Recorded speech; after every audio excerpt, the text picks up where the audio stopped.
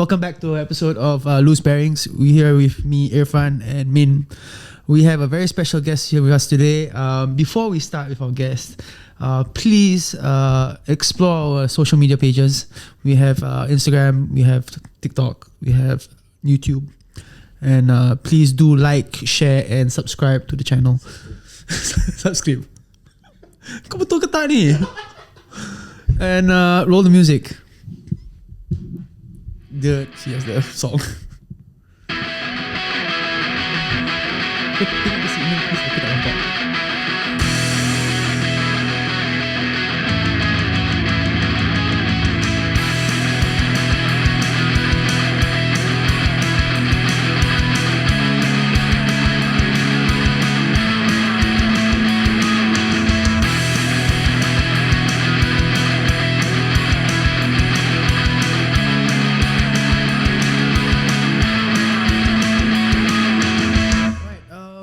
Special guest with us. We have Umar, who I've known for I think the longest time in terms of his skateboarding career or not career. Kau tengah buat apa saya dengan mic? Umar, I know you know this mic is so big. Sama. That's what she said. Oh no, I know. The first guest I have that actually picked up and like looked at the mic like directly. That's what she said, huh? What? I just said that, sir. Yeah, okay. Okay, sorry. Please introduce yourself. This one not job interview, no. You think like a job interview? Oh my god, who am I? What do you need me to say? Just your name and then your name, your how old you are. Muhammad Umar Al-Siddiq bin Rahman. I'm 38 this year. And I started skating in about 13 years old. Wait, you're 1 year younger than me. You're 87. Yes. I always thought he was older. Either way, all of us are 30s already, okay? That's the whole point right now. So big. He's still obsessing over the mic. He's still obsessing. Wait, Mic so obsession. you started skateboarding at the age of 13? Yes. Bawah block, under the block. Oh. Okay, how I started skateboarding was it was for my sister. My sister was the one who started skating first. So she had a board. Yes. Okay. She bought a Powell board. Okay, cool. And then she skate with some hip hop guys at Somerset skate park. Why does hip hop always relate to skaters? I don't know. I don't know. So I was at home, and then when I saw the skateboard, I was like, why not let's give it a try? Because I saw a few guys skating downstairs under my block. So I picked up the board and go down. I joined them. That's how I started. So you just automatically you kind of stole your sister's board. Not yeah, until my sister gave up on me. Okay, so nak cakap until it become mine. There we go. You commandeered your sister's board and made it your own. I took my sister's board until it become mine. I skate with the guys on the block, the Pasir Ris boys under the void deck, and that's how it started. We just every day same thing. Going downstairs. Yeah. Was there any particular was it just flatland or did you learn flatland? Mostly flatland tricks first. Just flatland tricks. Okay, and I was using my dad's Yonex shoes. Kasut badminton. Oh yo, pecah satu. Koyak again. Bro, dah koyak shoe glue. Bapak aku main badminton. Correct, the shoe glue thingy. Yes. We used to fix the holes with the shoe glue. Yes. Get a lighter, shoe glue, tampal. And oh my god, that was a long time ago, yeah. In order to save your shoe for another maybe 1 or 2 weeks before it was completely gone. Did you venture out besides just skating in Pasir Ris? Meeting other skaters as well? When I started skating with the Pasir Ris boys, I think they call themselves the Budak 32. Alright, okay. Yeah, because 32 32 AR. We covered this in an older episode. We covered the 32 thingy, so don't have to explain what 32 is. It's just a skate spot where it's a park, and there are a lot of different areas of the park that you can skate at. You have any particular favorite exact spots in 32? All. Basically all. The steps, the banks, the manual pad, the one next to the takraw court. Yeah, memang tahu. Yeah, The one in front of the playground, that metal yes. longkang So, that we probably about this height. Yup. Yeah. They learn all the basic tricks lah. But I think around Pasir Ris there's a lot of other sports lah. It's just that it's sporadic all over. I think the most common sports is 3-2. You have your late night sessions at the interchange for sure. Yeah, because it's away from rumah-rumah orang. Yeah. It's in the way, and the interchange is so big that you have corners where you can actually be on your own. I remember back then the Pasir Ris interchange is like wide open space. Yeah. There was nothing around. Nope, nothing around. And it's damn ulu. And it's scary. And there's another late night spot in Pasir Ris Park. The one with the turtle hum. Oh, the one in the middle. That's scary, dude. Then there's a railing. Yeah, the aluminium rail and the turtle hum. Yeah. But it's away from resident. I mean, at the end of the day, that's what you want. That's you don't want to disturb anyone. You don't want to make too much noise and have complaints and whatnot. You have. You mentioned we talked earlier. You mentioned we talked about a bunch of crews that you've joined or known throughout your few years of skating. The one that I'm interested in is Mad Circle. Okay. Yeah, Mad Circle is, well, just now we laughed about it. It's technically not a circle. It is a circle, but the obstacle is not a circle. Okay, I wasn't from them, from their group.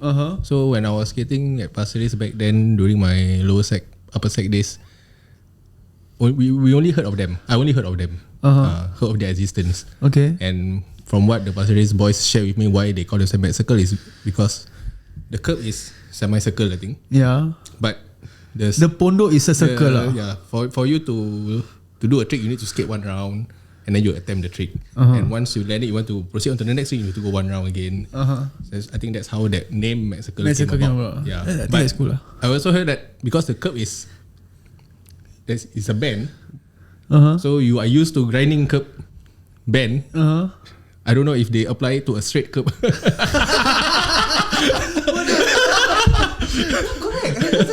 Logic. I mean, you do a K grind at a bend. Yeah. Then when you see a straight curb,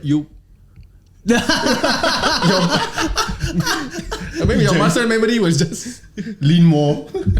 Why am I leaning away from? I mean, back then that was in my mind. That was the what logic. I thought, At Mad Circle in front was your makeshift skate park.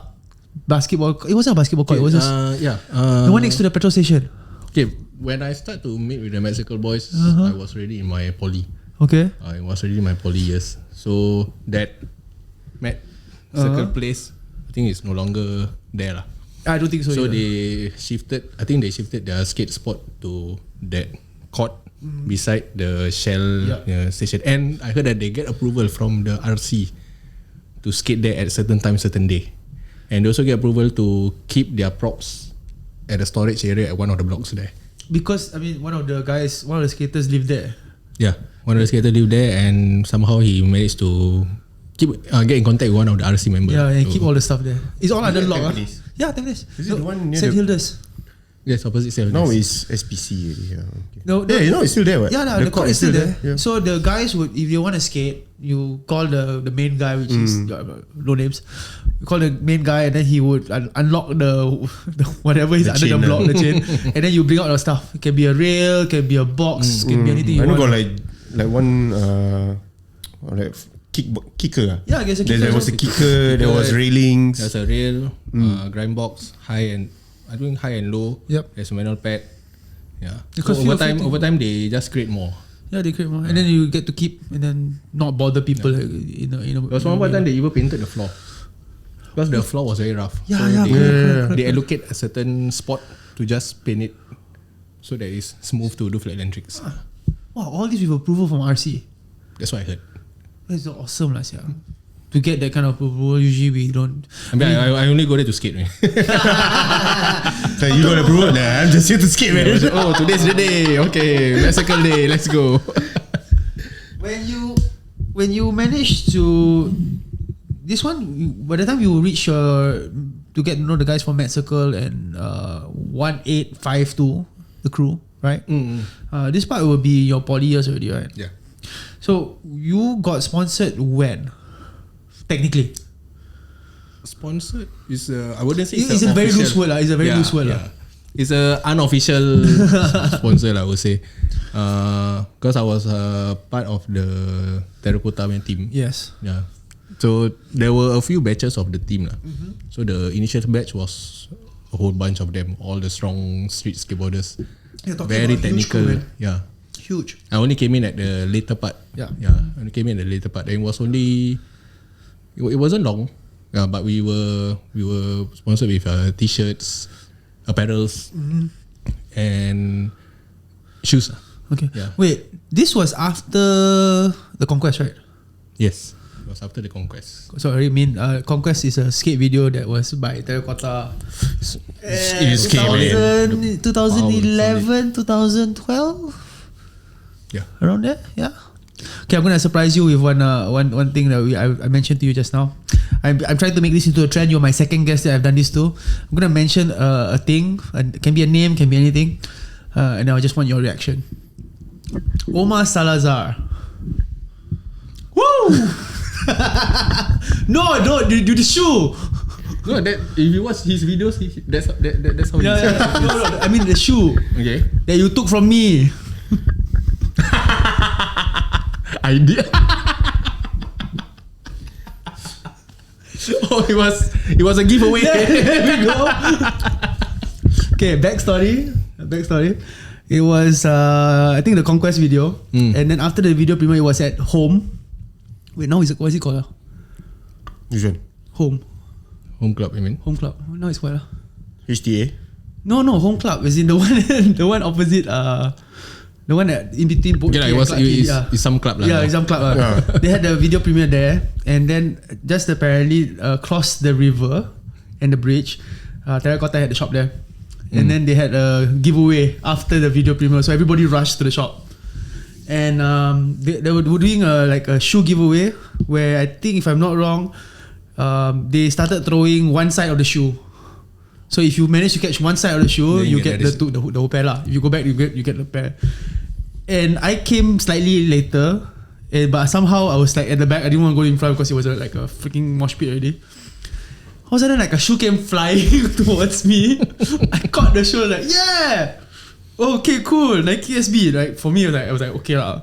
I was an Osiris kind of guy. On Edneys, I was like SB. Okay, whatever. Leave it. And I was like, okay, cool. Collected the shoe. Found out it's a pair of signature Omar Salazar shoes, but it was leather. It was leather, right, or something like that. I can't remember. I can't remember. But I think it was leather. I know I destroyed the shoe within a few months. and then I skate with it. The best part was it was just nice. It was size 10. Then I brought it home, and then all of a sudden, I think I got a call from you like, bro, I heard you got a shoe. You really need it or not? Because I want it. Okay lah, datang rumah aku lah. Not even 10 minutes, bro. Remember bawa vlog. He knows. I was actually near his house. He's like, while I'm here, maybe I should ask about the shoe. I want that shoe. I was already around your house. I was like, okay, if you don't give, you watch out. Wow, this is the backstory I didn't know. I'm already here. You better give me. He counter you back, Uno reverse you. Oh no. Kim tu double reverse satu. So yeah, he came down. He like literally came down like within 10 minutes. Like okay, nah lah. Kau kasi kau lah. We wanted the shoe so much. Many years later, thanks for the shoe. See, this segment works. This segment works. If I can catch dirt or floor or whatever from more than 10 years ago, why not? Yeah. I don't know if I got that shoe. It was a high cut shoe, right? Yeah. Yeah, it was a high cut shoe. But it was a skate shoe, Yeah, Nike SB. It's probably gonna get destroyed. I mean, like I got the Nike 6.0 last time. That shoe was dead within 2 months. Kena pedal bites, everything. The shoe just it's not disintegrated.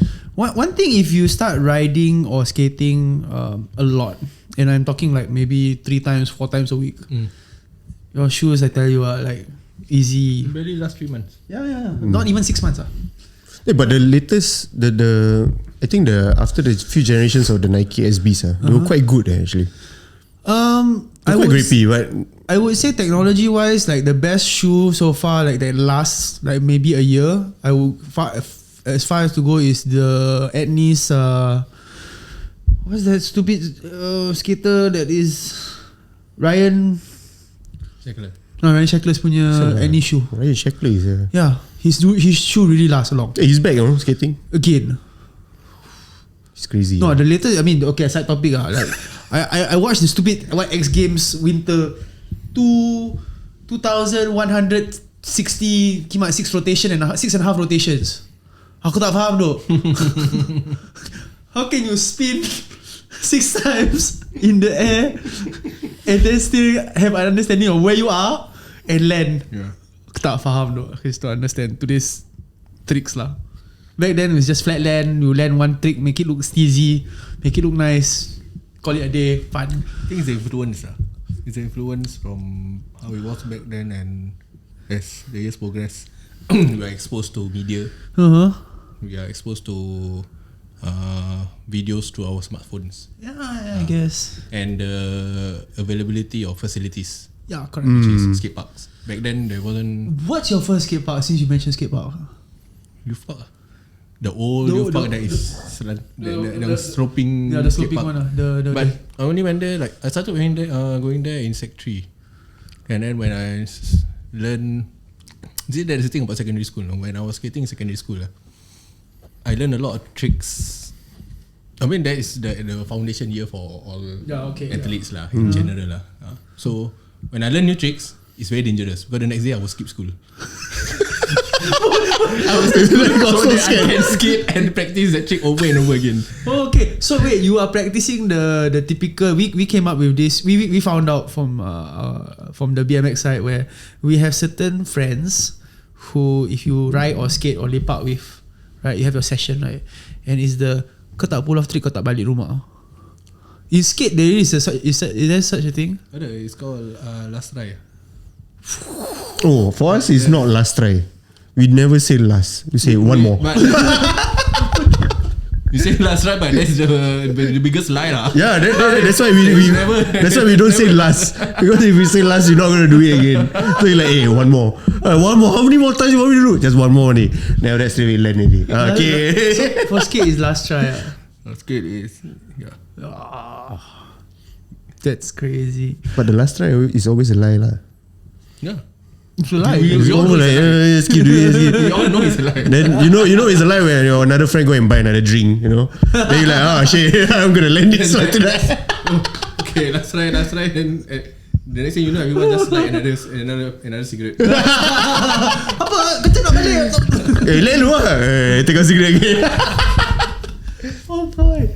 But how did you transition from your secondary poly and then finally when you did your national service, which you became a firefighter, correct? Yeah, you became a firefighter. I mean, when national service, I was in the army. Then only when I ORD, then you wanted to become a firefighter. Then you sign on lah.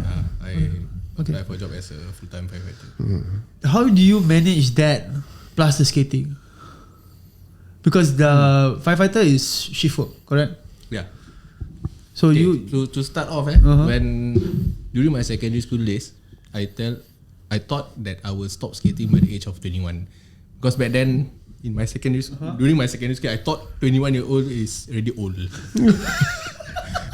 If you are 21 to 23, you are older.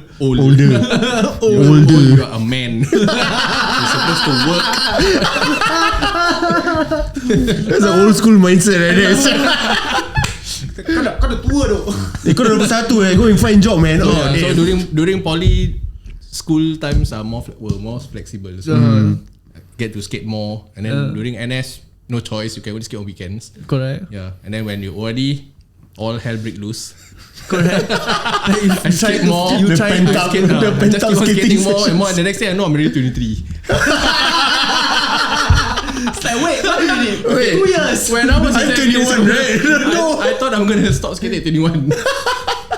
But one thing leads to another. The next year I know I'm 23. And I was like, okay, maybe I can go on a little bit longer. Maybe 28.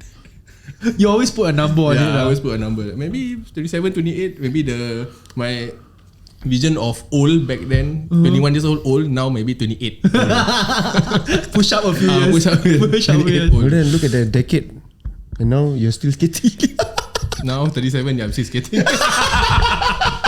No, I don't know where to put the number. So what's next?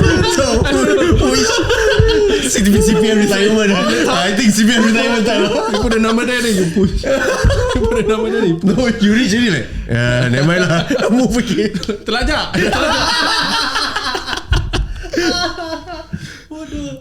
Yeah. But even that's So that's the thing. When I started full time working, then I realized that we have more spending power. oh, here comes the adult money lah. And then you buy more skateboards, you buy more shoes. And it was like, I don't get to do this during my secondary school days. I don't get to do this during my poly days. I have spending power now to splurge on adult money time. I can buy the boards I want. Yes. The bearings I want. Can buy the apparels, the shoes. And I think by then also the availability of skate parks are quite abundant lah. Yeah, correct. We have East Coast, East Coast, Sunset, we have Yeah. Is there a favorite spot right now that you go to skate? Raffles. You still Raffles ah? Oh, the Raffles Ledge. Yeah. Raffles. Raffles ah, Raffles is Raffles. Street I would say. Street. That's the best place to ride street. Yeah. So even now, I when I skate at Raffles, I will bring my wife and my kids along. It's a family outing now. Yeah. Noise. It's a family outing. So my wife just sit with the two boys. I will bring their scooters, I will bring their push bike, their bicycle, and a ball. Just in case. Then when I skate, do whatever you want, boys. But when the cops come, I will sit with my family. Immunity. Excuse me, sorry. The guys in the family we don't touch. You start throwing the skateboard to another person. Oh, he was skating. Oh, I saw you. Buat extra ke tinggal budak-budak. Memang lagi kat family. There was one time there were, I think last year. Yeah. Like four police officers were walking at the Raffles. Terpampang situ, no skateboarding. I quickly carry my son, put on the skateboard. Salah, the kids become the rules. Police tengok pun macam Police them. They look at me and they look at each other like, Kau pergi lah. Kau bilang dia. Hey man, I'm not gonna tell him. You go tell him. I don't want to look like that, so you go tell him. Hey, he's playing with kids. You go tell him. No. It just happened once, many times. But so far, nothing happened. So for those dads out there who want to start skateboarding, Bring your family For you, man. Bring your Bring your kids. kids along, bring your wife along. Just sit at the side, picnic, or let them play whatever they want. When the cops come, just sit with them. that's words of wisdom for you, for today. You've managed to not just continue skateboarding into your later years, but you also picked up a new sport entirely. Please explain to me how you jump from being your firefighter rules and I know you focused a bit on your fitness. Yes. In terms of keeping up with the job, but how did you find triathlon?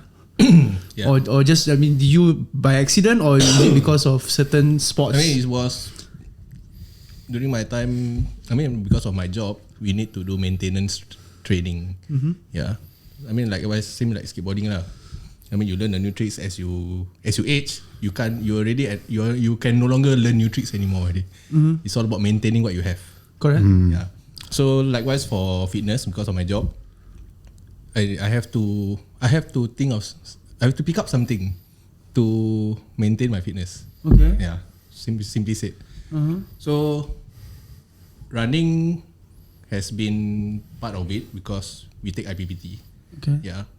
And then it just over time I start to realize that actually my body can last a certain period doing certain exercises. So you can go the distance. That's where I started to run long distance. Then over time I start to think, why not add bicycle to it? But not BMX, like those. Back then when I was during my skating years during school, when I look at road cyclists with their spandex and I was like, kental apa? It says the person right now. Gay. And look at you now. What am I doing? Shopping spandex. Jangan cakap tu. pull out a drawer at home, spandex. Just spandex. Now it's worse cause adult money. Adult money. Spandex. The problem now is adult money. The impulses never go away, man. It's like your past career. Did you say this was gay? No, shut up. Adult money. Yeah, so I picked up. I mean, I running has been part of it lah. Even during my poly years, I still run. Okay. Yeah, because I was in track and field. Yeah. Running has always been there for you lah. How then? You said the cycling part. Yeah, the cycling part I only started road cycling in 2016. But dude, the bicycles are not cheap, dude. No. It's not cheap, dude. Bicycles are very That's why expensive. I've never bought first-hand bikes. Oh, so far All my bikes are all second-hand. What bike? What's your race bike now? Canyon. Okay. Canyon. No, actually Canyon is quite a reasonable price. Yeah. Okay lah. Because for their tech, it's no dogma lah. For crying out loud lah. what they aim is to give to the masses. Okay. But with good quality parts. Okay lah. But one thing is problematic is to find the parts lah. So it's not your Pinarello kind of. Some of the parts. There's some parts you have to order from them. Wait, they ship directly. They don't have any middleman, right? No. They actually now they have. There's a warehouse where they hold a few Canon parts. Okay. So if you order from Canon website, they will be the one so sending. It's just it. a storage. It's just a storage. Not retail. Yeah. Okay. It's not retail. So that's how Canon works in Singapore. They probably plan some storage area. Then they just keep their spare parts, all the like derailleur hangers and all that. Cool. Yeah, Since so- the triathlon part, you were saying? Yeah, so I picked up cycling in 2016 because that sport is I would say it's a low impact sport because it's low impact on your knees, on your joints. Okay. It's purely just cardio and your leg muscles. All right. Yeah. And then after a while I said, why don't add swimming to it? So from running to from running, duathlon. then I started cycling to add in bike and run, and then only in 2017 then I started going for swimming class. Wait, you So know how to swim, but you don't know how to. Before that, okay. I only know how to swim breaststroke. Okay. Yeah, only in 2017 then I decided to sign up for a swimming class to learn how to swim freestyle. Yeah. That is just weird, sir. Like What? when I started learning swimming, it was the freestyle first. No, It started with breaststroke. I was struggling with breaststroke. No, because back then I don't have. It depends. I mean, when I was a kid, I did attend for swimming class, but it's those those survival kind The pajama thing. the pajama thing that you blow bubble and then the you jump into the water in your pajamas, Yes. then take off the pajamas. you blow bubble, And then you blow tie the bubble. sleeve, you blow bubble, then the slow. It's very the slow. Yes. That's why easy. You take out the slow, you tie both ends, then you blow bubble inside, then you just hold, and then the thing just like a booster. For you to float. That's what I learned. That's what I learned. Yeah, so I picked up swimming in 2017 because I see some of my colleagues who does this sport. Yeah. So you have colleagues as firefighters who already been doing triathlons. So you jump into the bandwagon lah. Yes. Okay, that's and I cool. also have some friends outside who also does triathlon. Okay. So when I ask them like, how is it? They say, okay, just expensive and time consuming. That's all. So the word expensive doesn't give you red flags, that they are It not does. good. It does. That's why I buy second bikes. No, not just the bikes, but going for these triathlons not cheap, the race. Yes, not cheap. It's not cheap. I mean, there are cheaper races lah. Unless you want to go for branded races. But you've gone for branded races. Gone for branded races. Accidentally go into a branded. Oh, this is branded. oh, I signed up the wrong one. The Why expensive the one. amount different? At Australia. Wow. How did one manage to even accidentally sign up for that? Yeah, I'm gonna sign up for this.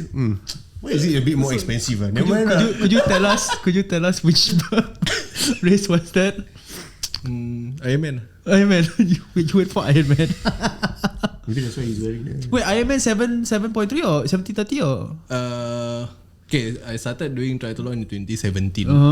So now it's 2025. So I've did 5 Ironman 70.3 and 3 full Ironman. It was an accident. I didn't mean to. The Ironmans were accident, pure accident. The 3 Ironmans were pure accident. I cannot imagine the conversation. So what you hear, man? I accidentally signed up for this, man. Cut this like a disease. Why am I here? No, the best part is the first stint is the swim dengan wetsuit. Then wearing goggles. Seriously, man, I'm doing this right now. How can you accidentally with the wetsuit? I'm ready. Accidentally. Okay, on a serious note, people usually call this the midlife crisis. Okay. They call it like a midlife crisis. Like, oh, why now? Then you suddenly want to start doing all this. And most of my friends out there who does this sport are usually in their early 40s to mid 40s. But when I started this sport, I was early 30s, 30. Wait, 2017 aku umur apa? 34. 32, 34. Yeah, early 30s lah. I would say early 30s. So if you look at the race, triathlon in general, the demographics of the age, most of them are in their mostly 40s lah. Yeah. Why? Because adult money, number one. Number two, most of the kids are already older. So they have time to train. Adult money, time. Yeah. Time And they know they are getting old in 10 years time, 50. So it's like, I need to do the last kopek. Nak buat apa. Come on. But for you later different, right? 50 you said, So I mean for every triathlon race, if you look at the talking about long distance, Ironman in particular. But when you go to a shorter distance, the age demographic change. Wait, can you for the sake of the viewers and listeners, what is an Ironman? Ironman is a brand. It's a brand that organizes triathlon, swim, bike, run. But it's one of the prestigious brand, I would say lah. Okay. Yeah, and it's well recognized all over the world. Okay. Yeah. So your swim is okay. Let's just break this down. Your swim is 1 point. Half or full? Full. Let's say full Ironman. Swim 3.8 kilometers. If you convert that to a swimming pool, is 80 laps minus 4 laps, bro. 76 laps. Man, I have Olympic 5 laps. size pool. Nah, you're talking about Olympic side, so it's 76 laps. 1, 2, 3, 4 sampai 76. Okay. I 5 laps, saya pancit you know. I probably need That's 3.8. So I hope I get the numbers right. Yeah. then your cycling. Then your next. cycling. Cycling is 180 kilometers. Okay. That's a lot. That's like 2 rounds. Excluding, I mean, like, it depends on the where you race. Okay. I mean, the terrain, the Correct. elevation and all. After you're done with the bike, and then you proceed with your run. Yeah, just the run. The run is the full marathon. 42 km. Yeah. 0.195. I tired when I listening to it. Your half Ironmans, your 70.3. Your finishing time usually is within. Okay, when I started in 2017, okay, the 5 half Ironman distance that I completed, only 3 of them are Ironman brands. The other 2 is non-Ironman brands. But the distance is pretty much the same. Okay. Yeah. So I started in 2017 with this brand called Challenge. Okay. The distance is about the same as half Ironman. But why I choose that brand first? Because of the the cut-off time. Cut-off time is less strict. So about 7 hours, 6 hours plus. Depending where you race lah. If you that time the race was at Malaysia, so they really cut a lot of slack. Okay. For that. Understandable because Yeah. of the heat and whatnot lah. No, it's just the organizer. It's just Malaysia boleh. I didn't want to say it, but yeah. I know. But it's good. It's good for beginners like me. Like, you know, I know that they are more lenient. Maybe just out of being inclusive. Okay. Yeah. To the newer. They want to be too harsh on them lah. Yeah. Okay. Correct. Yeah. So after I did 2 half Ironman, I did 2 70.3 distance races.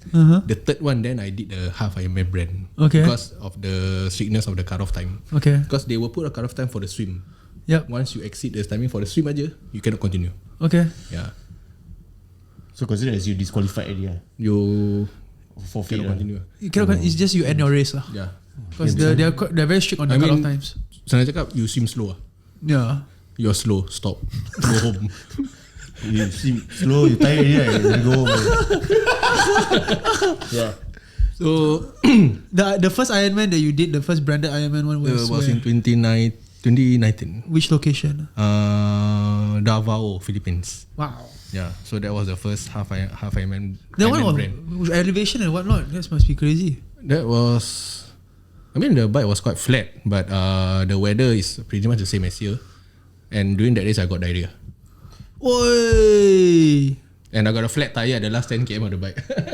Yeah, so for the half Ironman, the distance is just half of the full. Yeah, correct. 1.9, 90 bike and 21 km run. Yeah. So I got a flat tire at the last 10 km and I was having stomach upset. So the race was a disaster. I finished I exploded the timing. I think total about 7 hours. 7 hours plus. 7 hours plus. Yeah. So every race, I always regret. But when I finish, I sign up and I don't. It's like not fulfilled, man. The dopamine hit and everything at the end of the race. You know why did I do this? Sign. When I finish, my timing explode. That means if I do the next one with a better timing, that means it's a personal best, right? So why not? What's your personal best so far? So far, for the half is 6 hours plus. I was aiming for a sub 6. Yeah. Usually that's for every triathletes when they do half Ironman, they always target for that sub 6. Yeah, correct. Mark. Yeah, I haven't achieved that yet. Yeah, because I think during 2020, when I start to get serious with the sport, because back then I just train anyhow. Okay. Yeah, when I start to get serious with the sport, then COVID happens. So when you mean serious, is your nutrition, proper training, and jangan main lah, senang.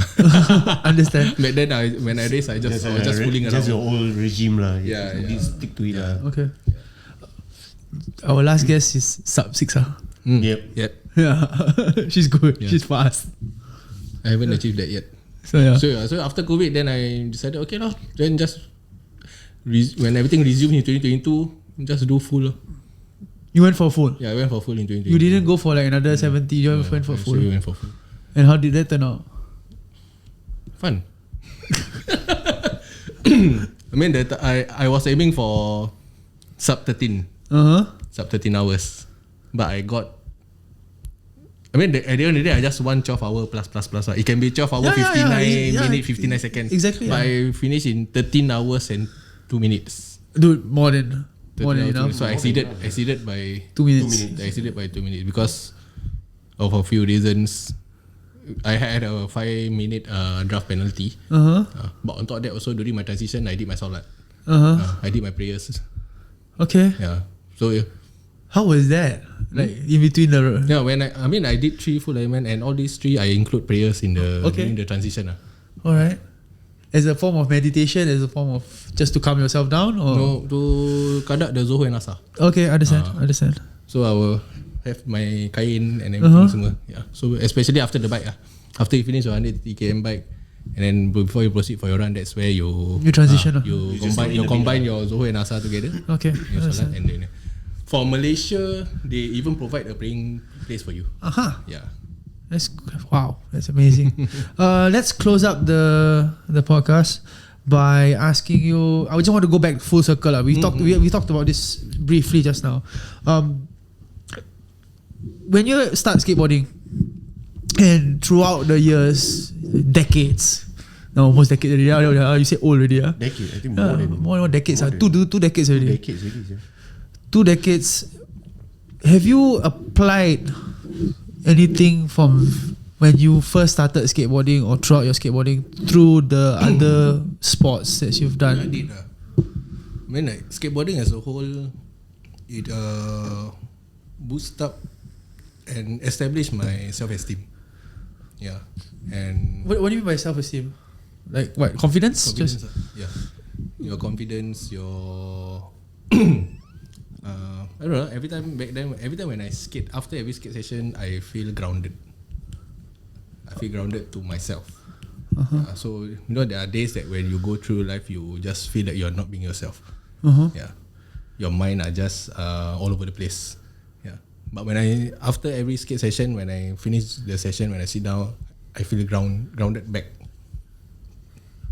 Yeah, I mean, I understand what you're saying, because it's not say a feeling of to you. It's a feeling. For me, it's that slight satisfaction of what you so-called accomplished for your session. Whether you've done your tricks or not, whether you tried hard enough or not for your tricks. You're So right. to apply that, so I apply that to in every aspect of my life. Yeah, knowing that sometimes in life everything will just not go your way. Yeah, there will be a lot of tests and trials. This is one thing I love about extreme sports or action sports. The fact that you don't give up, you try. I think it's the act of us just after crashing, we just like pick it up, try again. Yeah. Pick it up, try again. Pick it up, try again. We don't know whether we're gonna land it. Yeah. Consistency of you doing it over and over again, even though the effort is little. Yeah, but because you do it constantly over and over again. It's the littlest things that when we improve on, we see it. So it's like, let's say we do a trick, then we bail out. Then the next time we actually landed it. Okay, now it's my turn to just be consistent on landing it. Yeah. So I think that's. I think that's a good way to understand what the older skaters are lah. The younger ones not so much lah. Younger ones.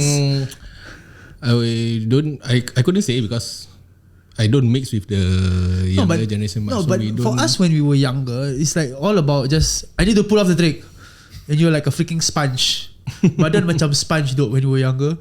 Just get up, go, get up, go, get up, go, get up, go. Like it doesn't stop. Yeah. I mean, the next day you feel it, but that for that moment of the adrenaline and the whatever I remember that happened to me once also. I just crash. I pick up again and continue doing it at SP. I was trying to land a 180 over the steps because I was so scared of the steps. Okay. Yeah, I keep doing it until I crash. And I landed it. I like, fine, settled. Go home. The bum. the next day is the horrible. Like you said, you skip school for it, right? Yeah. Years later. Okay, guys. With that, we end today's episode with Umar. We thank you so much for joining us. For those who are listening or still watching, please do follow our socials, like, subscribe, and share this podcast, this episode. I will sure share it with the skate community, and we hope for the best, and then we have an interesting lineup in the near future for our future guests. Yes, and stay loose, but don't lose your bearings. Roll the music. Roll it.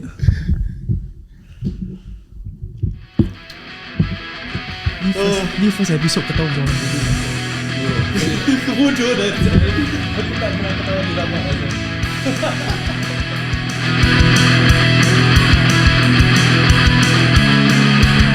You are listening to Experience, the Selection Spots podcast with the spots from the athletes themselves. Follow us through different social media platforms. Please do like and share this podcast. Links are in the bio.